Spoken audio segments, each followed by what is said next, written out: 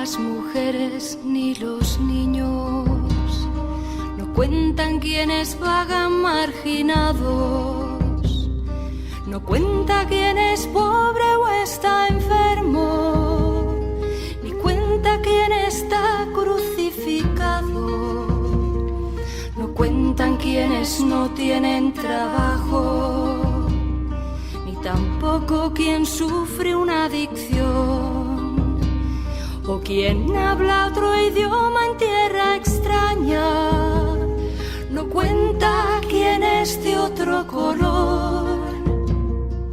Mas para ti son quienes cuentan, son quienes cantan la gloria de Dios, son tu rostro, Señor, crucificado, son tu rostro, Señor, resucitado. Para ti son quienes cuentan, son quienes cantan la gloria de Dios, son tu rostro, Señor, crucificado, son tu rostro, Señor, resucitado, eres tú.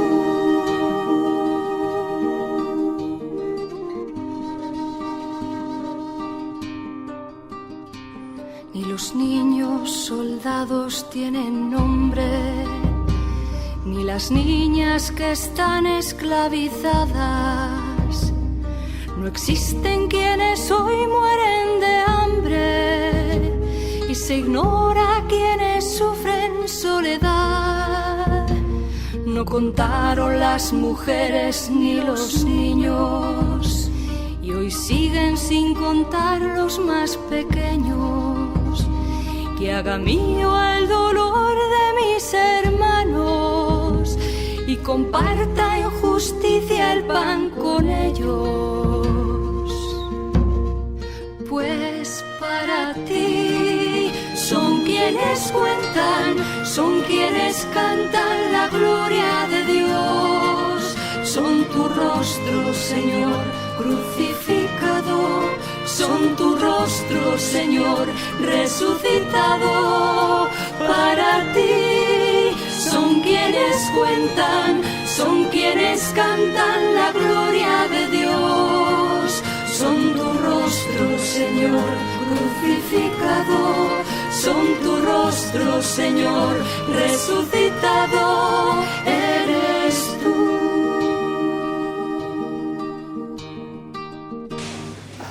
Bueno, pues vamos a comenzar esta segunda charla, de la cual vamos a tratar exactamente lo que bien dice el título, que es muy exacto, ¿no? La predilección de nuestro Dios por los pobres. Bueno, como ya dijimos ya desde ayer, y se repetía ahora por la mañana, en buena parte, la temática de este encuentro y las charlas concretas que vamos haciendo, pues está motivada por la reciente exhortación apostólica del Papa León, ¿no? Y quiero comenzar haciendo una pequeña referencia. Se trata del primer documento importante que publica el nuevo Papa, el Papa actual, ¿no? No es el de mayor rango dentro de la enseñanza personal de un Papa. El documento de mayor nivel doctrinal es una encíclica, pero inmediatamente después, como documento, repito, de importancia, tiene lugar justamente lo que es una exhortación apostólica. Bien, estos documentos, tanto en la encíclica como una exhortación apostólica, expresan un pensamiento muy personal del pontífice. Hay otros medios del magisterio eclesiástico, como un documento de una conferencia episcopal, por supuesto, máximo nivel, un sínodo de obispos, el nivel más alto, un concilio ecuménico. Bien, una exhortación apostólica o una encíclica expresan pensamiento, enseñanza, doctrina muy personal del Papa. Evidentemente, en la elaboración de esos documentos intervienen expertos, especialistas, hay consultas, pero ciertamente eso obedece a una intención muy personal del Papa correspondiente. Bueno, Cuando se anuncia que el Papa va a publicar, quiero hacer este comentario inicial porque me parece de interés, ¿no? Cuando se sabe, ¿no? Se anuncia que el Papa va a publicar una exhortación apostólica, entonces surgió la pregunta si sería un documento programático, como ocurrió con el Papa Francisco cuando en 2013 publica una exhortación apostólica de claro carácter programático para su pontificado, como el propio documento decía al comienzo. Esto quiere ser un programa que se hace público, de gobierno, de enseñanza del Papa Francisco. Se suscitó esta pregunta, ¿no? La exhortación que el Papa León va a publicar será también un documento programático respecto de su enseñanza y gobierno de la Iglesia en su pontificado. Bueno, pues ciertamente no lo es. Cuando hemos visto el documento, lo hemos leído, es evidente el parecer, es general el parecer de que no es un documento equivalente, análogo a lo que fue el documento programático de Francisco, la exhortación Evangelii Gaudium. Para que fuera un documento programático de un pontificado, tendría que tocar muchos temas, todos o casi todos, los más importantes. Como de hecho podemos ver en la exhortación de 2013 del Papa Francisco, Evangelii Gaudium. Sin embargo,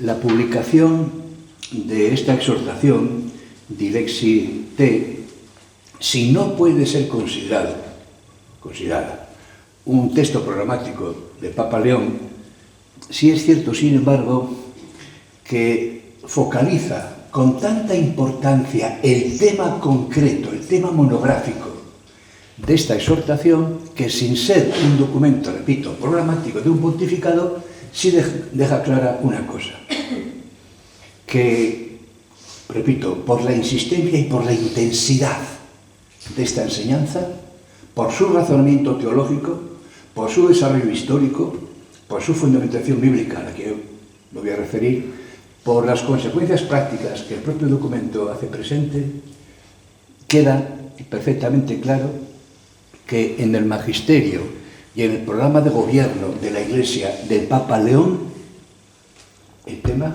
del compromiso de la Iglesia con los pobres necesariamente va a ser un tema de primerísima importancia. Repito, no recoge el abanico abierto de enseñanzas y medidas de gobierno que un papa tiene que desarrollar en su gobierno de la Iglesia, pero focalizando de modo monográfico el tema del compromiso de la Iglesia con los pobres con tanta intensidad, queda perfectamente claro que este va a ser un elemento estructural en el gobierno de la Iglesia y en el magisterio eclesiástico personal del Papa Francisco, ¿no? De hecho, no cuesta reconocer, leyendo el documento, que el compromiso con los pobres, tal como lo presenta León, aparece como un factor verdaderamente radical o central en la vida cristiana, que orienta o determina tantos aspectos de la vida cristiana o del desarrollo de la Iglesia, que deja enunciados claramente el documento, ¿no? Por ejemplo, por citar pues el tema que voy a tratar yo, ¿no? La experiencia de Dios, que es el factor radical. La experiencia y la imagen del Dios de la Sagrada Escritura, de la tradición judeocristiana. La comprensión del acontecimiento salvador de Jesucristo. La idea y la acción de la Iglesia. La práctica sacramental. El código ético de la vida cristiana. Estos aspectos fundamentales en la identidad cristiana están presentes aquí, todos abordados desde esta visual determinante que es el compromiso cristiano con los pobres.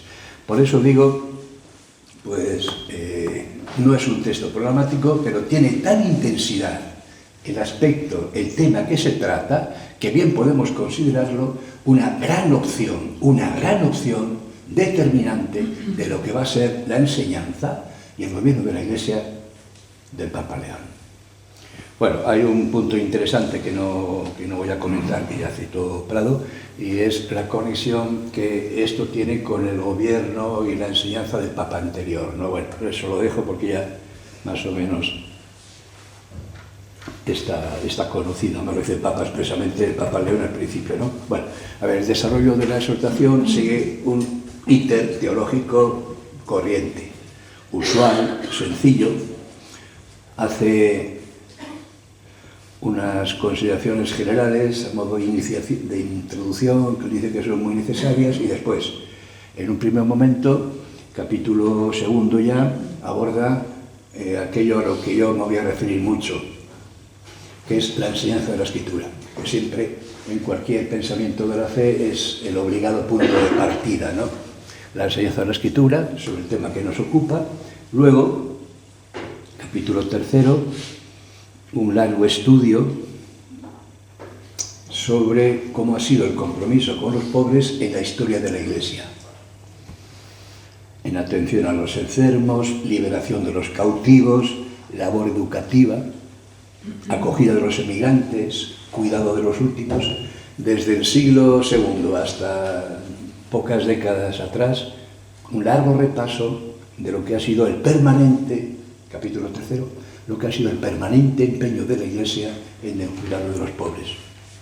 Para pasar ya, bueno, de nuevo el capítulo cuarto, el capítulo siguiente, aborda lo que es la doctrina social de la Iglesia en ese tema, y en el último, quinto y último, una visión conclusiva, sistemática sobre el compromiso cristiano sobre los pobres. Bueno, como digo, por debajo de esa estructura que teológicamente es muy sencilla y muy usual, la exhortación ofrece una comprensión, según estaba diciendo, ofrece una comprensión de elementos sustanciales de la identidad cristiana desde esta visual, que es el compromiso con los pobres. Bueno, pues dentro de estos distintos aspectos que están considerados, yo me voy a referir al primero, que ya citaba, ¿no? Al factor radical, que es la experiencia del Dios, de nuestra fe.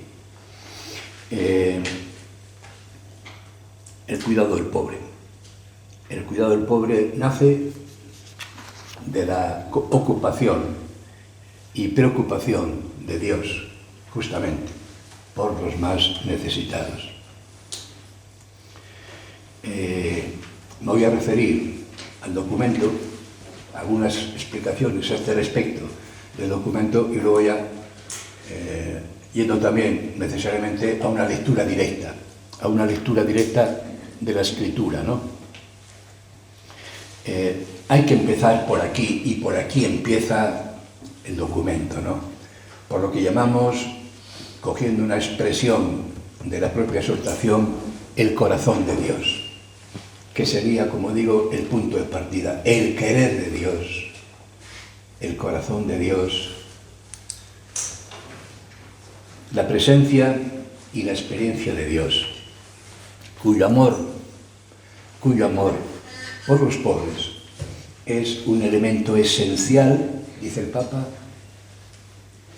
es un elemento esencial de la historia de Dios con los hombres. Ya en su manifestación a Israel, Dios acoge el clamor de los humillados, y se refiere el Papa a ese texto del libro del Éxodo que citaba Prado, ¿no? He oído el clamor de mi pueblo y voy a bajar a liberarlo.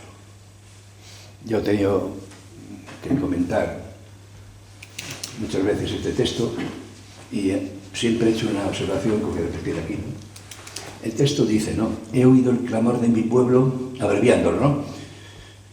Oprimido, total, y voy a bajar a liberarlo. Bueno, una cosa que salta a la vista, que es muy evidente. Evidentemente Dios no bajó, porque Dios no baja nunca. Lo que Dios hace es encomendar a Moisés la liberación del pueblo oprimido que Dios quiere. Cuando el texto dice, voy a bajar a librarlo, le está diciendo a Moisés, te vas a encargar. Porque Dios, repito, no baja nunca a hacer Él lo que hay que hacer. Y en este caso, por eso se ha manifestado a Moisés, para hacer presente que Él no quiere la esclavitud del pueblo y que es Moisés quien va a tener que liberarle. Es a través de Moisés como Dios va a bajar a liberar, porque no baja.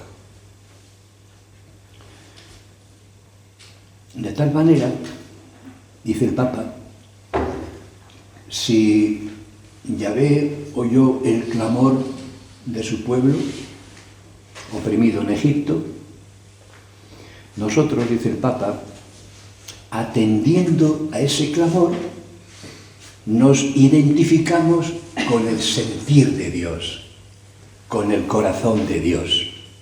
Y por el contrario, siendo indiferentes al clamor de los oprimidos, seríamos culpables de un pecado. Nos estaríamos alejando del sentir de Dios. No compartiríamos el sentimiento del corazón de Dios.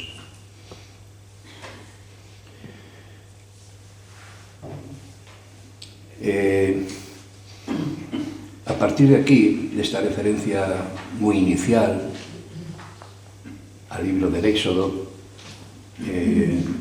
yo me voy a remitir solo al Antiguo Testamento, porque después Carolina hablará de Jesucristo, y por tanto, refiriéndose al Nuevo Testamento. Yo me voy a remitir a Dios Padre, que es a quien podemos reconocer en la figura de Yahvé, teniendo en cuenta el dato fundamental de que realmente el definitivo conocimiento de Dios como Padre solo lo tenemos a través de Jesús. Pero bueno, en Yahvé, en Dios, el Dios de Israel, el Dios de las Escrituras del Antiguo Testamento, hemos de reconocer a Dios Padre, repito, cuya revelación final correrá a cargo de Jesús. Pero la aproximación al Padre es la figura de Yahvé en el Antiguo Testamento. A eso, por tanto, me voy a referir, ¿no? Pues bien, en la fe de Israel, como señala el Papa, hay indicaciones de la mayor importancia sobre el sentir y el hacer de Dios respecto de los pobres.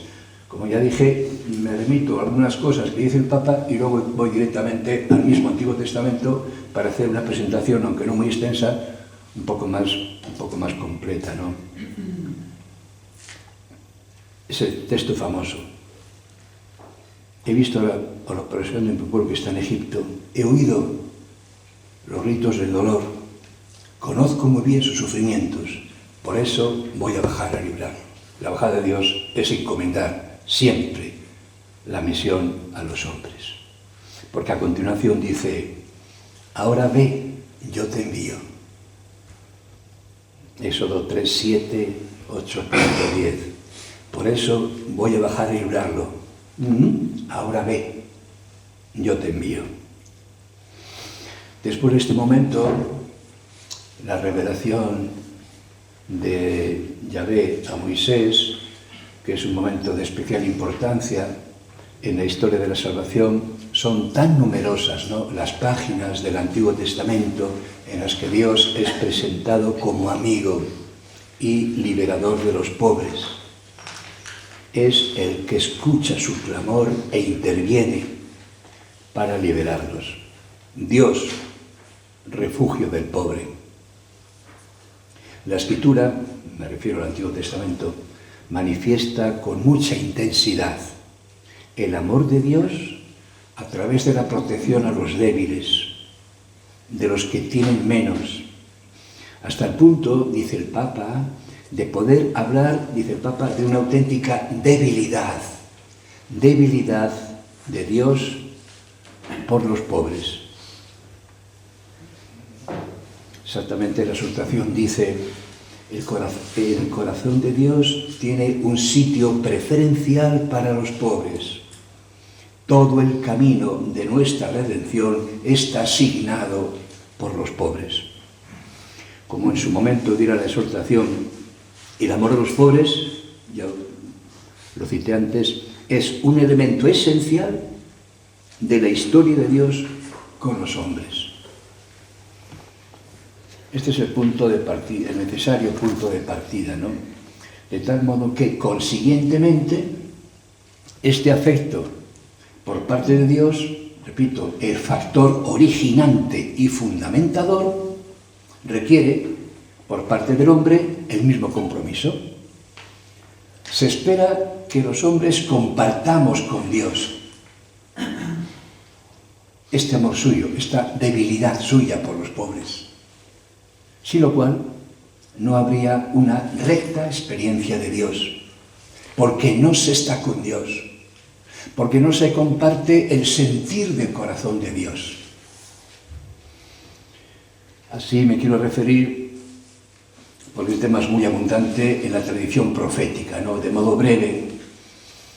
Así vemos las numerosas exhortaciones de los profetas en nombre de Dios, de cuidar al pobre para ser fieles a Dios. Exhortaciones de los profetas a practicar la justicia, el cuidado de los necesitados. Los profetas, podríamos señalar de modo especial a Amós y a Isaías, pero no solo ellos. Estos profetas, de modo especial, denuncian las iniquidades en perjuicio de los más débiles y dirigen a Israel la exhortación a renovar también el culto a Dios desde el corazón de Dios. Porque no se puede rezar ni ofrecer sacrificios mientras se oprime a los más débiles y a los más pobres. En un paso del libro de Jeremías, el libro, texto del profeta, narra cómo Dios mandó al profeta a predicar al palacio real, a predicar delante del rey. Y entonces, en nombre de Dios, delante del rey, en el palacio real, Jeremías dice: así dice Yahvé, practicar el derecho y la justicia, librar al oprimido de manos del opresor y al forastero, al huérfano y a las viudas, no atropelléis, no hagáis violencia ni derraméis sangre inocente.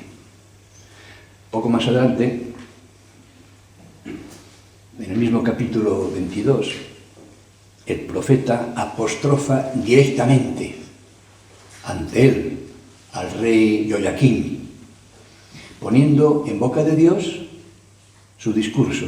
Esto lo dice el profeta atribuyéndolo a Dios, como si hablara a Dios por lo que el profeta dice. Y le dice al rey Joaquín: si a tu padre, el rey anterior, si a tu padre le fue bien, es porque practicó la justicia y el derecho, hizo justicia a los pobres e indigentes. Y añade Dios, y eso sí que es conocerme, oráculo del Señor Yahvé. Eso sí que es conocerme. Es decir, Dios sale al encuentro del pobre y ahí se le reconoce. El conocimiento de Dios no es un asunto puramente mental, es cuestión vital. Tiene lugar en los sentimientos del corazón y en la praxis de la vida. Tiene lugar en esos comportamientos. Hacia el necesitado, me parece preciosa esa frase que he citado, ¿no? Eso sí que es conocerme, oráculo de Yahvé. Practicar la compasión, la misericordia, el perdón y el amor a los indefensos, a los pobres, a los afligidos, son disposiciones que hablan de la entrada de los hombres en el corazón de Dios. El conocimiento de Dios, por tanto, va asociado a la justicia como un estado de bienestar para todos, especialmente para los más necesitados. Es decir, en la tradición bíblica, el ámbito ético no es radicalmente distinto del ámbito religioso. Son distintos, pero al religioso no se llega, conocimiento, experiencia de Dios, al religioso no se llega sin el debido empeño en el ámbito moral. Estamos emplazados a identificarnos con los sentimientos y compromisos de Dios, identificarnos con su corazón, que dice Prevost, que es premuroso, corazón de Dios que es premuroso con las necesidades de sus hijos y especialmente de los más necesitados. Por el contrario, permaneciendo indiferentes al clamor de los pobres, ocurrirá que el pobre apelará a Dios contra nosotros y seremos culpables de un pecado. Deuteronomio 15:9, alejándonos entonces del corazón mismo de Dios. Bueno, que valga esto como referencia a la tradición profética de Israel. Voy a pasar brevemente también al cuerpo legal, también con poca referencia, sobre todo me voy a remitir a unos textos del Deuteronomio. Bueno, pues sí, en las prescripciones de la Torá, de la ley de Israel, como ya vimos en Éxodo 22, he oído el clamor de mi pueblo, vas a bajar a librarlo. Dios manda respeto al extranjero, a la viuda, al huérfano. A ver, estos tres sujetos que se citan mucho en el Antiguo Testamento son los tipos reales de pobreza. Una mujer que daba ayuda y empezaba a pasarlo mal, no había cobertura social. El huérfano, pues viviendo pobremente con la madre. Y el extranjero, pues no va a entrar un emigrante pues con las manos en el bolso. Por tanto, son los tipos reales de la pobreza frecuente de Israel, pero también se utilizan en la Escritura como símbolos, figuras simbólicas de todo pobre, de toda pobreza. El extranjero, la viuda y el huérfano. Símbolos de todas las pobrezas. Y así leemos: no maltratarás al forastero, no vejarás a viuda ni a huérfano. Si le vejas y clama a mí, no deja de oír su clamor. Se encenderá mi ira y os mataré a espada. Y os mataré a espada. Después vendrá Jesús y toda la espada lo va a quitar. Jesús lo de la espada no lo propone. La amenaza de Yahvé con la espada, pues, se acaba con Juan Bautista. Pero el clamor del pobre a los oídos de Dios sí. Y que a Dios esto le molesta sumamente también. Es decir, Dios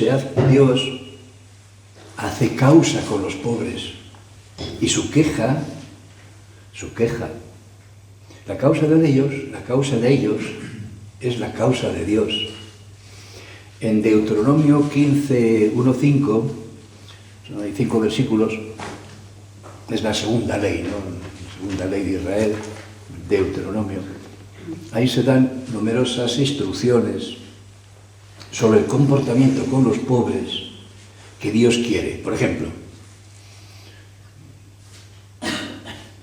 Deuteronomio 15:7-8. No endurecerás tu corazón ni cerrarás tu mano a tu hermano pobre, sino que le abrirás la mano y le prestarás lo que necesite para remediar su indigencia. Y más adelante: ciertamente nunca faltarán pobres en este país. Por eso te doy este mandamiento. Debes abrir tu mano a tu hermano, a aquel de los tuyos que es indigente y pobre en tu tierra.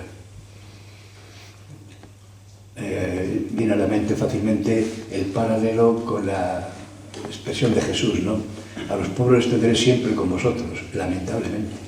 Pero es muy importante el razonamiento del Deuteronomio. Por eso precisamente te doy este mandamiento. Porque lamentablemente siempre habrá pobres. Bueno, En una ocasión yo, a un eclesiástico, le oí, bueno, esto es pobre, pobre. Siempre habrá pobres entre nosotros, ¿no? Hombre, que eso se utilice para justificar, bueno, ¿qué vas a hacer? Tampoco es para dramatizar tanto, ya se verá, bueno. Siempre hubo pobres, ya. Pero es que el Deuteronomio me dice que por eso, Yahvé da este mandamiento. Porque precisamente siempre va a haber pobres. Eso no justifica nada, no nos exime de nada. Por el contrario, la permanente existencia de pobres es el fundamento teológico para que Dios diga, cuidado, que hay pobres. Si un día dejara de haber pobres, todo esto se habrá acabado. Pero mientras los haya, el compromiso sigue permanentemente vivo.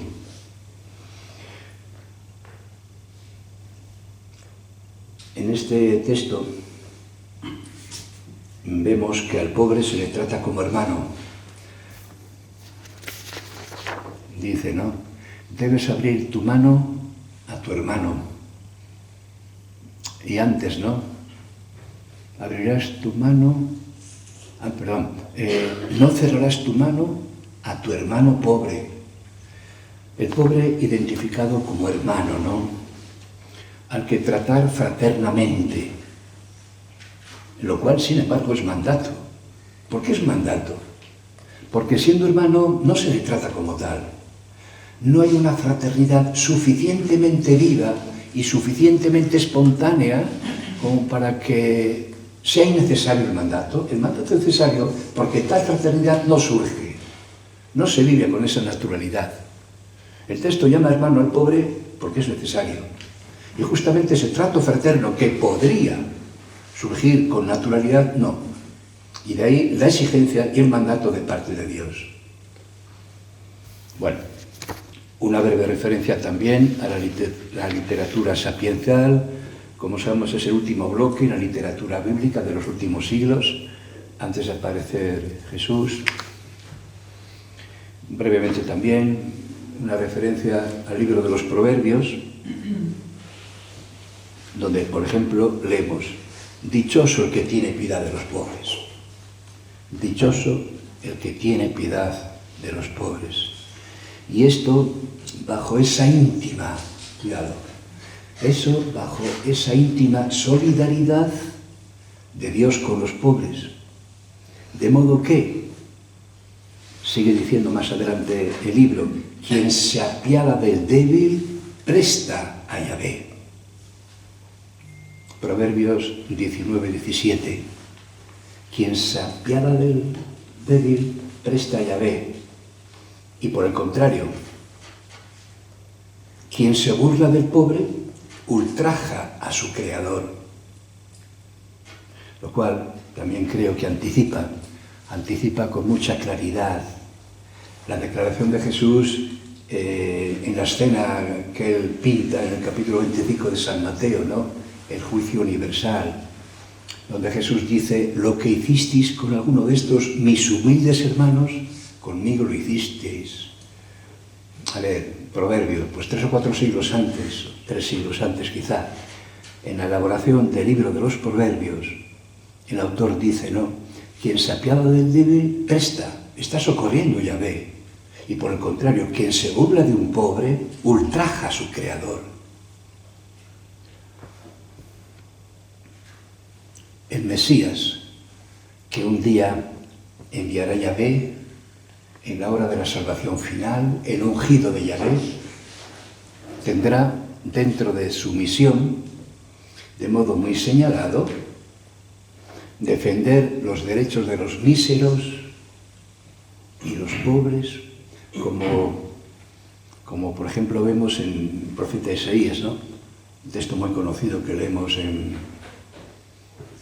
ahora en Adviento, y vuelve una vez también en Cuaresma, famoso texto de Isaías 11, donde dice, a propósito del Mesías venidero, ¿no?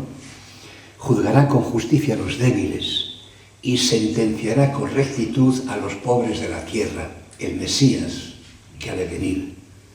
Pero con más amplitud, de todos conocido, porque se reza en las vísperas, me parece que exactamente eran las vísperas del martes pasado, me parece, en esta semana, segunda semana de el tiempo ordinario. El Salmo 72, ¿no? Muy conocido, seguramente muchos podremos recitar estrofas de dicho salmo, en las cuales dice el salmista, ¿no? El salmista reza a Dios y le pide que el futuro ungido de Yahvé, el futuro Mesías, gobierne con equidad a los humildes. Y da por hecho, a continuación, en el Salmo, estrofas un poquito más adelante, el salmista da por hecho que en efecto hará justicia al Mesías venidero, a los humildes del pueblo, salvará a los hijos del pobre. Él librará al pobre suplicante, al desdichado y al que nadie ampara. Se apiadará del débil y del pobre. El alma de los pobres salvará. De la opresión, de la violencia, rescatará su alma. Su sangre, la de los pobres, será preciosa a sus ojos. Bueno, termino ya. En definitiva, el Papa hace una referencia bíblica al Antiguo Testamento más breve. Yo la he ampliado un poquito, ¿no? En definitiva, volviendo a la exhortación, se comprende bien, dice el Papa, por qué se puede hablar teológicamente de una opción preferencial de Dios por los pobres. Dice el Papa, esta expresión surgió en el contexto del continente latinoamericano y en particular en la Asamblea de los Obispos de Latinoamérica en Puebla de Los Ángeles, México. Dice el Papa, pero dicha expresión ha sido acogida por el magisterio de la Iglesia Universal, tiempo después. Y esta opción, como brevemente hemos visto, desde los orígenes de la historia de la salvación, en la revelación y en la fe de Israel. Esta preferencia, nota el Papa, no indica nunca un exclusivismo o una discriminación hacia otra gente, que en Dios eso sería imposible, tal discriminación o tal exclusivismo. La preferencia desea subrayar la acción de Dios que se compadece ante la pobreza y la debilidad de toda la humanidad, pero que se preocupa particularmente de aquellos que son discriminados y oprimidos, pidiéndonos también a nosotros, su Iglesia, una opción firme en favor de los más débiles, para estar en concordia con Dios, para que nuestro corazón esté con el corazón de Dios y haya concordia, unión de corazones entre Dios y sus hijos. Quiero terminar, y voy a leer el texto, con una especie de lamento que hace el Papa ya más bien al final de la exhortación, el número 112. El Papa dice, a veces se percibe en algunos movimientos o grupos cristianos la carencia o incluso la ausencia de compromiso por el bien común de la sociedad y en particular por la defensa y la promoción de los más débiles y desfavorecidos. A este respecto, sigue diciendo el Papa, es necesario recordar que la religión, especialmente la cristiana, no puede limitarse al ámbito privado, como si los fieles no tuvieran que preocuparse también de los problemas relativos a la sociedad civil y de los acontecimientos que afectan a los ciudadanos. Bueno, efectivamente, ¿no? Hemos tenido que percibir, por ejemplo, sinceramente, en algunos ámbitos de la vida religiosa, desde hace mucho tiempo, y en otros ámbitos eclesiásticos, ¿no? El Papa dice movimientos o grupos cristianos. Hemos tenido que percibir lo que el Papa dice, carencia, incluso ausencia de compromiso por el bien común de la sociedad en particular, por la defensa y promoción de los más débiles y desfavorecidos. Pues no es cristiano. Eso sencillamente no es cristiano. Bueno, quiero terminar ya. Mirad, repetidamente la exhortación del Papa León se remite a la enseñanza sobre ese tema de Juan Pablo II. La enseñanza de Juan Pablo II sobre ese tema fue muy rica y expresamente lo dice el Papa León. Esto fue un aspecto muy bien tratado por el Papa Juan Pablo II. Después vino Francisco, que tenía, como ya sabéis, lo dice el Papa ahí, ¿no? Al principio tenía muy pergeñado este documento. No era un tema así de afición del Papa argentino, este asunto. Los precedentes en la enseñanza de Juan Pablo II, aquí citado varias veces, eran muy vigorosos, muy claros. Otra cosa sería que hicimos en la Iglesia con esas enseñanzas firmes de Juan Pablo II. Esto tampoco era una manía del Papa Francisco. El fundamento bíblico y cristológico que ofrece la exhortación es muy fuerte. Hay que tomar conciencia de que aquí hay un elemento estructural en la fe cristiana, que no estamos a la altura del corazón de Dios, ni de la salvación de Jesucristo, de la que hablará Carolina por la tarde, sino tenemos una firme convicción y algún compromiso en la defensa de los más débiles de nuestro mundo.